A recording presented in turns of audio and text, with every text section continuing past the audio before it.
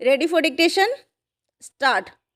महोदय, एक गणतांत्रिक देश और एक स्वतंत्र व्यक्ति की मर्यादा को प्रतिष्ठित करने में जनसंचार का महत्वपूर्ण सहयोग रहता है और गणतांत्रिक अधिकार संरक्षण में एक जिम्मेवार अभिभावक की तरह काम करता है, बशर्ते इसे सटीक और नियोजित तरीके से प्रयोग किया जाए।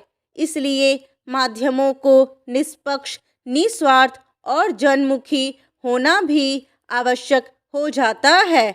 अगर ऐसा नहीं हुआ तो एक प्रगतिशील, स्वस्थ और संस्कृति निष्ठ मनुष्य को जन्म देने में देश कभी सफल नहीं होगा।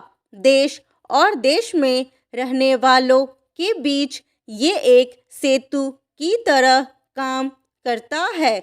दूसरी ओर निडर, निरपेक्ष और जागरूक नागरिक गढ़ने में भी जनसंचार बलिष्ठ हथियार के रूप में स्वीकृत है।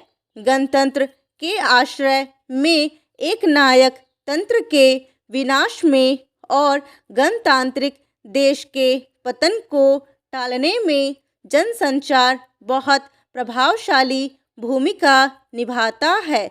दुख की बात तो यह है कि इन दिनों राजनीति की खींचतान में व्यक्ति अधिकार और स्वाधीनता की भावनाएं मित्र रूप ले रही हैं। अब खुलकर गणतांत्रिक अधिकार की बात करने का मतलब किसी एक दल या समूह के पक्ष में बात करना जैसा हो गया है, जैसे इस अधिकार रक्षा का उत्तरदायित्व उसने स्वयं ले लिया हो। और इसका एक ही कारण है, नागरिक अधिकार जिसे हमने संविधान के तहत प्राप्त किया है, उसका लगातार दुरुपयोग होते होते हम गणतंत्र को ही संदेह की दृष्टि से देखने लगे हैं।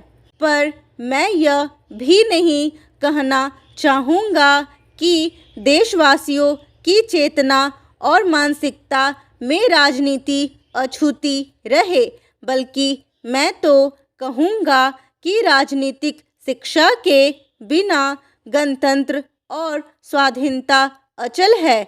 इसके लिए आवश्यक नहीं कि अपनी राजनीतिक भावना लेकर किसी एक दल का सदस्य होना पड़ेगा। यह राजनीतिक शिक्षा स्वयं के लिए, अपने मानसिक विकास के लिए, अतः वह किसी एक दल से प्रतिबद्ध नहीं भी हो सकती है। देश के नागरिक अगर राजनीतिक चेतना प्रवाह से अपने को अलग रखे तो यह गणतंत्र के लिए खतरे का कारण बन जाएगा, क्योंकि मात्र मतदान ही बड़ी बात नहीं है। असल बात तो यह है कि मतदान किसके पक्ष में दिया जा रहा है, नहीं दिया जा रहा है, इसका हमें समुचित ज्ञान होना चाहिए, वरना मतदान का उद्देश्य ही अर्थहीन हो जाएगा। यह बात मैं इसलिए कह रहा हूँ कि विश्व में सबसे ज़्यादा मतदान भारत में होता है।